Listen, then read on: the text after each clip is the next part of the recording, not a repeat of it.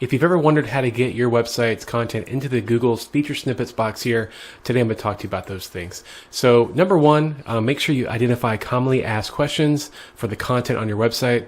Whatever type of medical specialty you are, just type it in the Google search and bam, you have a list of all these different commonly asked questions that you can put on your website.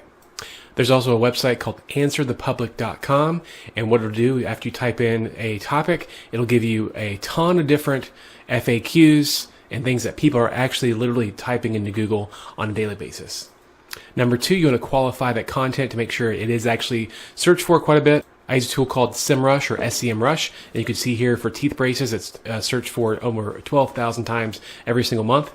You could also use Google's keyword planner for that. And number three, modify a popular page on your website. So if you have a website page, according to Google Analytics, that is ranking really well for that key term, you want to modify that key page with a bunch of different FAQs according to that topic.